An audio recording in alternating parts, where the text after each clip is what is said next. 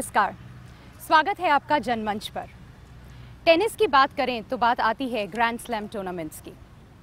Australian open, French open, Wimbledon, US open और इनमें सबसे पुराना विंबलडन 2015 ने हमें मौका दिया है सेलिब्रेट करने का। 3 खिताब इंडियन प्लेयर्स ने जीते हैं। बात करें लिएंडर पेस, जिन्होंने मिक्स डबल्स का टाइटल जीता है मार्टिना हिंगिस के साथ, सानिया मिर्ज़ा जिन्होंने वुमेन डबल्स का खिताब जीता है अगेन मार्टिना हिंगिस के साथ, और सुमित नागल जिन्होंने जूनियर बॉयज़ डबल्स का खिताब जीता है। तो वाकई में बहुत सेलिब्रेशन की बात है और उसी सेलिब्रेशन के चलते आज हम चर्चा करेंगे टेनिस को लेकर। क्या हकीकत में स्टेट है टेनिस की इंडिया पे? राजस्थान की बात करें तो चाहे हम इंफ्रास्ट्रक्चर की बात करें, चाहे हम कोचेस की बात करें, प्लेयर्स की बात करें, कहाँ हम स्टैंड करते हैं, आज इसी विषय पर हम चर्चा करेंगे। सबसे पहले मैं बात करना चाहूँगी श्री कमल किशोर वैद साहब से। सर, लिएंडर पेस की हमने बात की, अभी उन्होंने विंबलडन 2015 में खिताब जीता और आपका एसोसिएशन उनसे काफ़ी पुराना रहा है, शायद 14 साल के वो थे तब से आप उन्हें देख रहे हैं, तो आपने उन्हें गेम में ग्रो होते हुए देखा है। आज 42 इयर्स की एज पे भी उन्होंने वो अपना टाइटल लिया है, 16 ग्रैंड स्लैम टाइटल्स वो जीत चुके हैं। क्या वो चीज़ है आपको लगता है टेक्निकली, कहाँ क्या चीज़ है जो उनको डिफरेंशिएट करती है, जो उन्हें इस विक्ट्री तक लेकर आई है?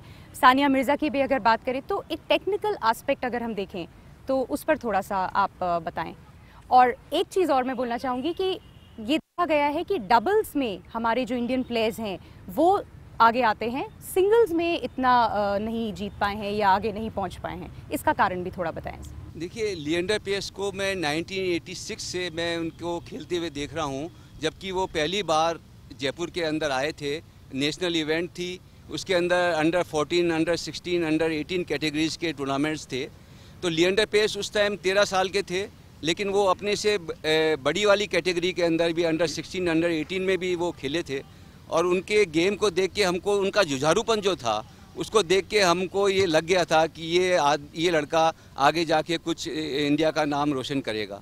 उनकी सबसे बेसिक जो थी उनका जो जुझारूपन है कि वो कोई बॉल को छोड़ते नहीं थे, चाहे उनके सामने कितना भी बड़ा प्लेयर, नेशनल रेप्यूट का प्लेयर खेल रहा है हायर कैटेगरी के अंदर, बट उन्होंने कभी भी ये नहीं सोचा कि मेरे से बड़ा प्लेयर है, मैं इसके अंदर फाइट नहीं करूँ। और उनकी जो एंटिसिपेशन था नेट के ऊपर आके जो वो वॉली करते थे, वो एंटिसिपेशन उनको आगे तक, बहुत आगे तक उनको लेके गया। टूर्नामेंट वो सिंगल्स भी खेले, डबल्स भी खेले। सिंगल्स और डबल्स का गेम टेनिस के अंदर बिल्कुल डिफरेंट होता है। टेनिस सिंगल्स के अंदर अगर आपके गेम में थोड़ी सी भी वीकनेस होगी किसी भी फील्ड के अंदर, चाहे आप फोरहैंड मार रहे हों, चाहे बैकहैंड कर रहे हों, वॉली कर रहे हों, सर्विस भी कर रहे हों, तो आपको अपोनेंट आपका उस कमी को एक्सप्लॉइट कर लेगा। डबल्स के अंदर एक एडवांटेज ये होता है कि अगर आपके अंदर अगर 1-2 कमी भी है तो वो आप उसको अपने पार्टनर के साथ में कॉम्प्लीमेंट करके उसको आप ढक सकते हैं और उसका फ़ायदा आप उठा सकते हैं। लिएंडर ने शुरू के अंदर सिंगल्स के अंदर काफ़ी समय तक खेलते रहे, लेकिन जैसे जैसे उनकी एज एडवांस होती गई वो उन्होंने उसको सिंगल्स की जगह उन्होंने अपना ध्यान पूरा डबल्स में ही कॉन्सेंट्रेट किया और उसका नतीजा हम सब आज देख ही रहे हैं कि उन्होंने टेनिस के अंदर, डबल्स के अंदर 16 ग्रैंड स्लैम जीते हैं, जो कि एक मामूली बात नहीं है।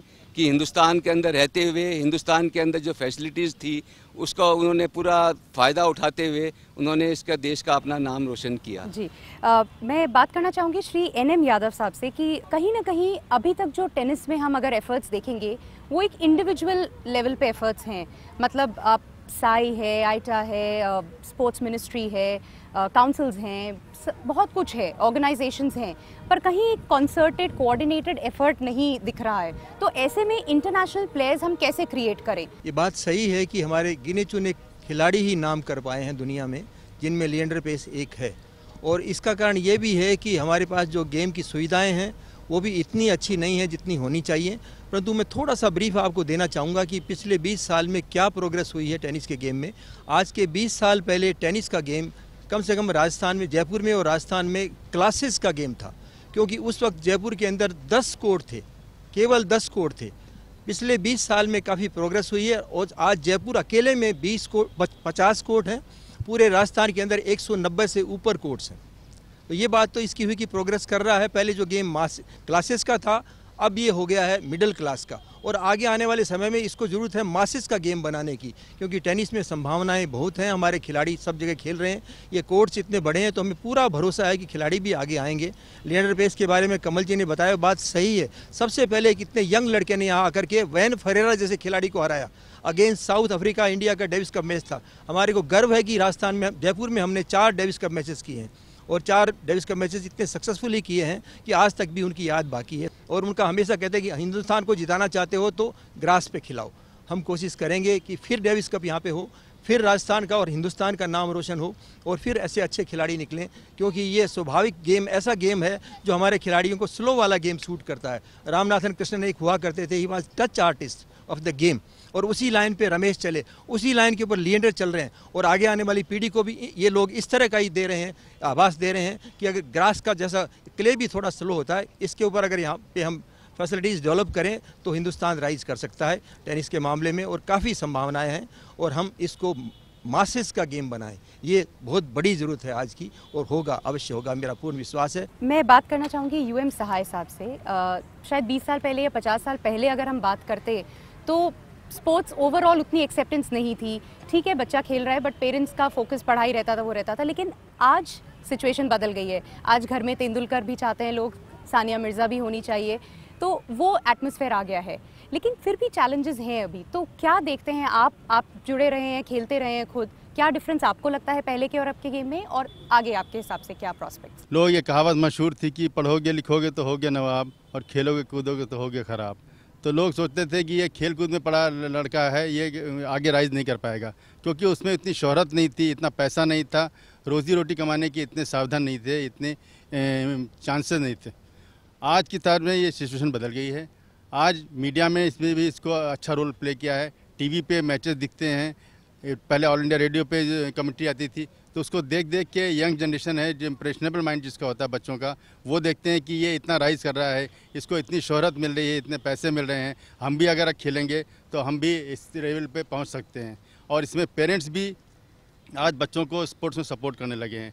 आज कई उदाहरण ऐसे मिल जाएंगे कि पेरेंट्स अपने बच्चों को लेके क्लिनिक तक छोड़ने जाते हैं, फिर जब प्रैक्टिस पूरी हो जाती है तो उसको लेकर आते हैं, और अपना सारी बचत, सारी सेविंग, और यहाँ तक लोन लेके भी बच्चे को कोचिंग दिलाते हैं, और बड़े टूर्नामेंट्स भाग लेने के लिए जाते हैं, वहाँ पे भी जो खर्चा आता है सब बेयर करते हैं।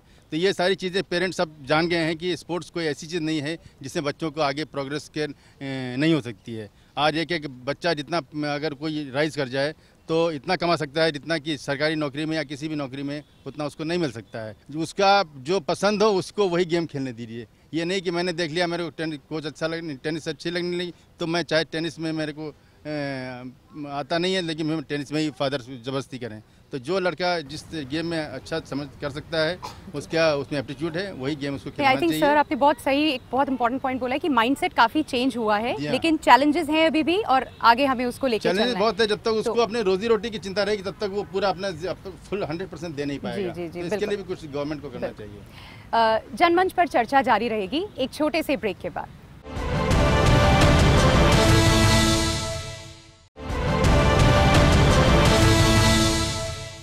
ब्रेक के बाद स्वागत है आपका। मैं रूबरू होना चाहूँगी श्री नारायण सिंह जी से। सर, इंफ्रास्ट्रक्चर की अगर हम बात करें टेनिस का, तो राजस्थान आज कहाँ स्टैंड करता है? आपको लगता है जो फैसिलिटीज़ हैं या सपोर्ट मैकेनिज्म जो होना चाहिए एक प्लेयर के लिए, वो इनफ है और अपग्रेड भी हो रहा है टाइम के साथ? राजस्थान में लगातार इंटरनेशनल और नेशनल लेवल की टेनिस की टूर्नामेंट्स लगातार ऑर्गेनाइज होती रही हैं। एक स्पोर्टिंग इन्वायरमेंट है। गवर्नमेंट ऑफ राजस्थान ने भी पिछले 1.5 साल में जो प्राइज़ मनी है टूर्नामेंट्स में पार्टिसिपेशन और विनिंग का वो बढ़ाया है, 5 गुना किया है। इसी तरह से ग्रांट्स में भी जो अमाउंट है उसको रेज़ किया है, जो TADM प्लेयर्स को देते हैं उसको रेज़ किया है, सिस्टम को काफ़ी इम्प्रूव किया है। इंफ्रास्ट्रक्चर के लिए भी बजट डबल किया है। नंबर ऑफ़ कोर्ट्स जो हैं हमारे वो सभी डिस्ट्रिक्ट हेडक्वार्टर्स पे उसको डबल करने के लिए सैंक्शंस किए हैं, ताकि जो एक इन्वायरमेंट है, टेनिस इन्वायरमेंट है, स्पोर्टिंग इन्वायरमेंट है, वो इंक्रीज़ हो सके। मैं बात करती हूँ अब श्री लक्ष्मीकांत तंवर से। सर, आजकल कहते हैं कि पावर गेम है टेनिस, जो पहले एक आर्टिस्टिक गेम हुआ करता था, कलाई के मूवमेंट्स और वो जो चीज़ थी, आजकल पावर गेम है, तो आप चाहे सर्विस ले ले, वॉली ले ले, बहुत ही इम्पैक्टफुल, फुल ऑफ एनर्जी वो चीज़ हो रही है। And at the same time mind game भी कह रहे हैं कि अब वो हो गया है। तो आप क्या कहेंगे कि किस तरह से गेम बदला है, क्या हुआ है? गेम में धीरे धीरे जैसे जैसे इसमें प्राइज मनी इन्वॉल्व हुआ है, वैसे वैसे गेम में पावर भी इन्वॉल्व हुई है।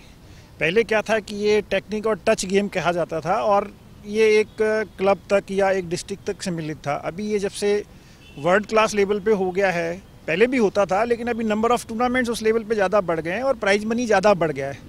तो उस चीज़ से खेल की जगह लोगों का फोकस जीतने पे बढ़ गया है क्योंकि उसमें प्राइज मनी ज़्यादा इन्वॉल्व है। गौरांग जी, आपसे मैं बात करूंगी, और रामनाथन कृष्णन जी जिनकी अभी एनएम यादव साहब ने भी जिनके बारे में चर्चा की थी, तो डेविस कप में वो हमें चैलेंज रोड तक भी ले गए थे। उन्होंने ये कहा था कि India should first promote quantity to find quality, और वही मुद्दा जो आपने बोला था कि पहले, आज हम देखें तो बच्चे बहुत कम हैं या यूथ जो है बहुत कम टेनिस में आ रहा है, तो पहले ज़रूरत है कि हम क्वांटिटी में लाएं, फिर हम उनमें से टैलेंट को हंट करें या छांटें और वो करें। तो आपको क्या लगता है कि क्यों, क्या कारण है?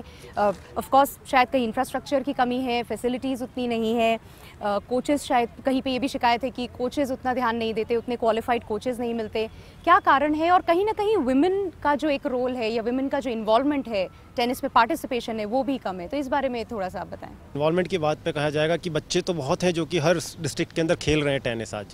आज हम किसी भी डिस्ट्रिक्ट में जाएं, बहुत बच्चे हैं जो कि कोचेस से अपनी ट्रेनिंग ले रहे हैं, यहाँ तक कि वो बाहर भी खेलने जाते हैं, आईटा के टूर्नामेंट्स खेलने जाते हैं, जो डिस्ट्रिक्ट्स के अंदर टूर्नामेंट है हर टूर्नामेंट के अंदर वो पार्टिसिपेट करते हैं।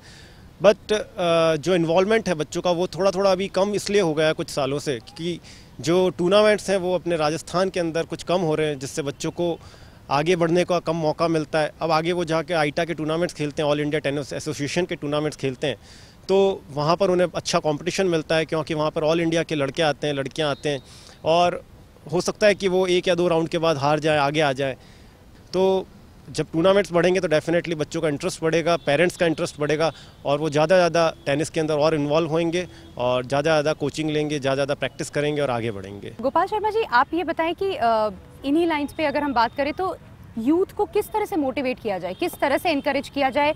मे बी टेनिस, आप शायद जिम्नास्टिक्स से जुड़े हुए हैं, तो जिम्नास्टिक्स में या किसी भी स्पोर्ट में अगर हम जनरली बात करें तो बच्चे आते हैं 50 खेलने, तो उस 5 बच्चों को ही उनमें आगे मिल जाने का चांस मिलता है, जबकि साल के अंदर एक ही टूर्नामेंट होता है। अगर साल में अगर 2-3 टूर्नामेंट होए, फेडरेशन वगैरह या एसोसिएशन वगैरह ये करे या स्कूल लेवल पे हो, तो उससे क्या है कि बच्चों को चांस मिलता है। चांस मिलने के बाद बच्चे की स्ट्रेंथ बढ़ती है, जो जितनी ज़्यादा स्ट्रेंथ होगी उसमें बच्चे उतनी ज़्यादा पार्टिसिपेट करेंगे और अच्छे रिजल्ट भी मिलेंगे। तो कहीं ना कहीं क्या गवर्नमेंट का आपको लगता है इसमें पूरा सपोर्ट नहीं है? गवर्नमेंट के लिए टॉप एजेंडा पर नहीं है ये स्पोर्ट्स का जो पूरा इंफ्रास्ट्रक्चर नहीं आस्था जी, इसमें क्या है कि गवर्नमेंट की तरफ से सारी फैसिलिटी है और ग्राउंड भी अच्छे हैं, इक्विपमेंट भी हैं, टेक्निक सारे कोचेज भी लगे हुए करते हैं, मगर बच्चे भी पूरे आ रहे हैं, मगर ले दे के एक ही है कि टूर्नामेंट उनको जो मौका नहीं मिलता आगे जाने का। अनीशा, आपसे बात करना चाहेंगे, आप भी एक जिम्नास्टिक्स कोच हैं,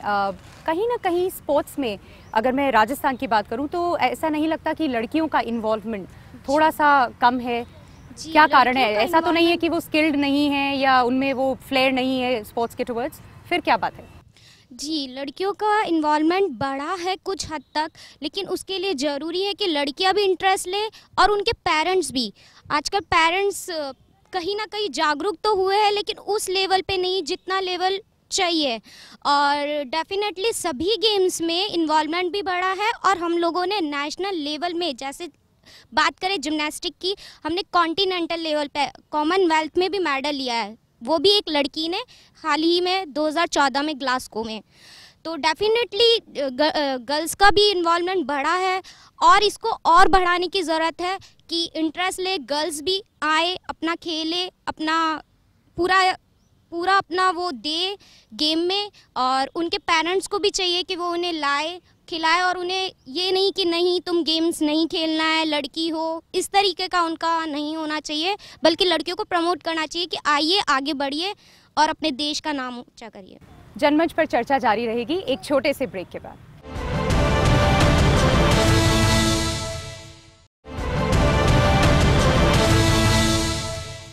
ब्रेक के बाद स्वागत है आपका जनमंच पर। हमारे एक दर्शक यहाँ पे कुछ बात करना चाहेंगे कि हमारे यहाँ पर टूर्नामेंट्स नहीं होते, इससे बच्चों का जो डर है वो खुलता नहीं है। हमें ऐसा लगता है कि वहाँ जाके हम कैसे खेलेंगे, हमारे को कोई गाइडलाइन देने वाला चाहिए, वो उसके बारे में थोड़ा। तो आई थिंक ये अभी हमने चर्चा भी की थी कि टूर्नामेंट्स का प्रॉब्लम। मैं एनएम यादव साहब से बात करना चाहूँगी। इस बारे में आपको विस्तार से थोड़ा सा बताना ये चाहूँगा कि राजस्थान में जितने ज़िले हैं उन सभी ज़िलों के पास में फंड्स हैं टूर्नामेंट ऑर्गेनाइज करने की, सफिशिएंट अमाउंट में नहीं है। पहली बात तो ये कि मेरे साथी ने बताया कि ये गेम इतना कॉस्टली है, इसका अटायर इतना कॉस्टली है, एक रैकेट ही अच्छा सा 5,000 से ऊपर का आता है, उसके बाद सारी किट वगैरह। तो माँ बाप ये पैसा दे करके इतने थक जाते हैं कि टूर्नामेंट में भेजने के लिए उनके पास पैसा नहीं होता। और टूर्नामेंट्स होते ज़रूर हैं, परंतु 5-6 ज़िले ही हैं ऐसे जो रेगुलरली टूर्नामेंट करा रहे हैं। स्पोर्ट्स काउंसिल के लेवल पे ये किया जाए कि सभी ज़िलों में टूर्नामेंट कम से कम साल में एक बार तो मिनिमम हो ही हो। तंवर साहब, आप कुछ कहना चाह रहे थे? जी। बच्चे की पहली पाठशाला उसकी माँ होती है, घर से उसको मोटिवेशन मिले, उसको बैकग्राउंड मिले, तो उसके दिमाग में अपने आप सोच आए कि मुझे खेलने जाना है। वो अलग चीज़ है कि वो टेनिस खेलता है या जिम्नास्टिक में जाता है या टेबल टेनिस में जाता है, बट इसके लिए एफर्ट मैं चाहता हूँ कि पेरेंट्स भी करें। टेनिस जो है, मैं इंडिविजुअली भी टेनिस की बात कर रहा हूँ, दूसरे गेम की, ये बड़ा एक्सपेंसिव गेम है। अगर मान लो बच्चे को आपने बैकग्राउंड दिया, तो जैसे बच्चा कहता है किसी के खेलने आ गया 2 दिन, वो कहता है कि उसने किसी के पास रैकेट देखा, टेनिस चूँकि महंगा गेम है, मिनिमम 10-12 हज़ार का रैकेट आता है, पेरेंट्स उसको 500 रुपये का रैकेट दिला देते हैं कि नहीं तू 6 महीने खेल। तो वो आने से पहले तो उसका टाइम और टारगेट फिक्स कर देते हैं कि तेरे को 6 महीने खेलना है या साल भर खेलना है और तेरे को इस लेवल तक खेलना है। तो हमारा ये कहना है कि जो उसको घर से जो मोटिवेशन मिलता है, बैकग्राउंड मिलता है, उससे उसमें घर में फ़ोटो लगा के उसको दिखाई जाए कि बेटा तेरे को इस लेवल पे पहुंचना है। तो वो उस लेवल पे तो नहीं पहुंच सकता, बट मैं कहता हूँ नेशनल लेवल पे तो आ सकता है।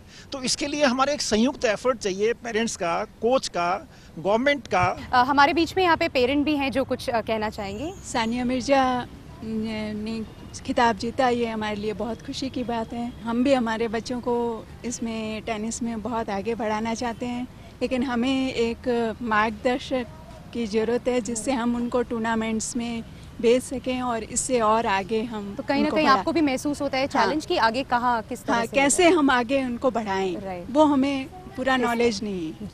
हम चाहते हैं लेकिन हो नहीं पा रहा है। बिल्कुल बिल्कुल। मैं कमल बैद साहब से रूबरू होना चाहूँगी कि सर, ये जो एक चैलेंज हम बात कर रहे हैं कि हाँ पेरेंट्स को भी भेजना चाहिए और इंफ्रास्ट्रक्चर गवर्नमेंट को भी अपना करना चाहिए, टूर्नामेंट्स भी होने चाहिए, बट कहीं ना कहीं एक शायद जो बोलते हैं कोऑर्डिनेटेड चीज़ की कमी है। क्या आगे what's the way out, coaching की जो अगर हम बात करें पूरा सिस्टम, उस बारे में आप थोड़ा सा एक बताएं। ये कोचेज की गलती नहीं है, लेकिन ये चीज़ आप फैक्ट मान के चलिए कि बच्चों को सबसे ज़्यादा अगर कोई मोटिवेट कर सकता है तो उसके कोचेज ही कर सकते हैं। पेरेंट्स का इसमें इतना रोल नहीं होता है।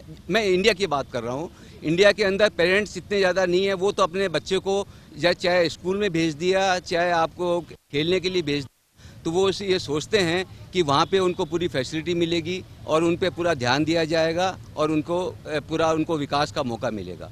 तो थोड़ा कोचेज को भी अपने नए ज़माने के हिसाब से अपने आप को चेंज करना पड़ेगा। अब जैसे टेनिस के अंदर ही है, बच्चा जब शुरू में पहले दिन खेलने आता है, कई दिन तक खेलने आता है, तो उसको कोर्ट पे उतरने का मौका ही नहीं मिलता। आप चाहे उसको 5 मिनट कोर्ट पे उतरने का मौका दें, बट उसको अगर आप खाली फिजिकल एक्टिविटीज़ में या आप उसको वैसी चीज़ों में लगाए रखेंगे तो बच्चे का जो उसका मोटिवेशन है वो ख़त्म हो जाता है। गवर्नमेंट की तरफ से ये हो सकता है कि जो इन्होंने पोस्ट रिजर्व कर रखी है गेम्स के लिए, गेम्स खिलाड़ियों के लिए, उसके अंदर थोड़ा इजाफा कर दे। बाकी मेन रोल तो पेरेंट्स का होता है। पेरेंट्स को खुद को पेरेंट्स को भी साथ में मोटिवेट करना पड़ेगा, बच्चों के ऊपर उनको खर्चा भी करना पड़ेगा, कॉरपोरेट्स को भी आगे आना पड़ेगा कि वो कॉरपोरेट्स फंड्स इसके अंदर लाएं और बच्चों को आगे बढ़ने का मौका दें।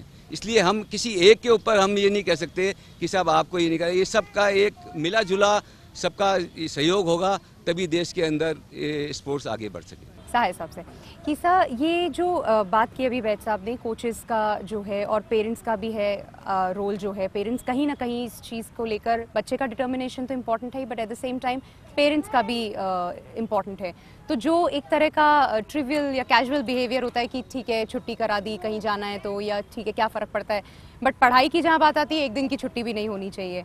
सो क्या वो माइंडसेट, मतलब क्या आप कुछ कहना चाहेंगे पेरेंट्स को कि क्या चेंज होना चाहिए कई कोचेस तो बहुत अच्छे होते हैं, बहुत सिंसियरली कोचिंग करते हैं और लड़के को एक उनका एम होता है कि मेरे का कम से कम मेरे जितने कोचिंग कर रहा हूँ उसमें से एक लड़का कम से कम स्टेट लेवल पे या नेशनल लेवल तक मैं पहुँचा सकूँ। बाकी कई कोचेस ऐसे होते हैं कि वो रूटीन की तरह, वो जॉब की तरह इसको ले लेते हैं, तो वो उसमें वो चीज़ इम्पैक्ट नहीं आ पाता है, बच्चों में उतना वो नहीं मिल पाता है। दूसरा, कोचिंग सिर्फ ये इस बात पर कॉन्सेंट्रेट होकर रह जाए कि टेनिस गेम सिखाना है, इसके बाद टेनिस में हम लोग क्यों नहीं राइज कर पाते हैं, क्योंकि स्टेमिना लैक करते हैं। इंडियन जो प्लेयर्स हैं दे लैक स्टेमिना, तो उसके लिए डाइटरी प्लान कि किस तरह से आपका डाइट प्लान होगा। अब यहाँ से कुछ भी करके जाएंगे, वहाँ पे जाके खाना खा लेंगे ज़्यादा या कुछ अनाप शनाप खा लेंगे, जंक फूड खा लेंगे, तो वो चीज़ उसमें क्या खेल अच्छा भी हो भी जाएगा, लेकिन 3 सेटर होता है जहाँ 5 सेटर होता है उसमें बच्चे स्टैंड नहीं कर पाते हैं। नारायण सिंह जी, मैं आपसे बात करना चाहूँगी कि इंफ्रास्ट्रक्चर कहीं ना कहीं ठीक है, आज जयपुर में भी है, ग्राउंड्स भी हैं, सब कुछ है, कोचेज अवेलेबल है, बट बहुत सी ऐसी लोकेशंस है जहाँ टैलेंट है बट ऑब्वियसली इंफ्रास्ट्रक्चर नहीं है, तो कैसे उन तक पहुंचा जाए? एज इट इज टूर्नामेंट्स इतने कम हो रहे हैं, किस तरह से उस टैलेंट को खोद के रादर निकाला जाए? जो भी प्लेयर्स हैं नेशनल लेवल पे, स्टेट लेवल पे, इंटरनेशनल लेवल पे खेलते हैं, वो चाहे किसी भी गेम में हो, उनको जो इक्विपमेंट जो भी वो यूज़ करते हैं अपने खेल में, उसको हम गवर्नमेंट लेवल पे प्रोवाइड करवाते हैं। आई थिंक इतनी चर्चा जो हुई, जो बातचीत हुई, उससे एक ही बात सामने आ रही है कि किसी एक जने की रिस्पॉन्सिबिलिटी नहीं है। अभी तक जो टेनिस जिस तरह से खेला जा रहा था वो एक इंडिविजुअल लेवल पे, अगर मैं कर सकती हूँ या कर सकता हूँ तो मैं करूँगा, अगर मेरे पेरेंट्स सक्षम हैं तो वो करेंगे, वो उस तरह से उस तर्ज पर चल रहा था। बट आई थिंक गवर्नमेंट हो, साई हो, एसोसिएशंस हो, स्पोर्ट्स काउंसिल हो, मिनिस्ट्री हो, सबको मिल करके एक कोऑर्डिनेटेड एफर्ट करना होगा और इस दिशा में आगे बढ़ना होगा। और साथ ही जो हमने एक बहुत इंपॉर्टेंट रोल कोचेज़ और पेरेंट्स की बात की, वो बहुत ज़रूरी है। पेरेंट्स को भी वो डिटर्मिनेशन बच्चे के साथ में दिखाना होगा एंड कोचेज़ को उन्हें वो अपॉर्चुनिटी देनी होगी, बिकॉज जैसा हम कहते हैं रूथलेस डिटर्मिनेशन बहुत ज़रूरी है, बिकॉज 2 या 3 लोग जब हाथ मिलाते हैं और रूथलेस डिटर्मिनेशन के साथ मिलाते हैं तब वो पावर जनरेट होती है। बहुत बहुत धन्यवाद, फिर मुलाकात होगी।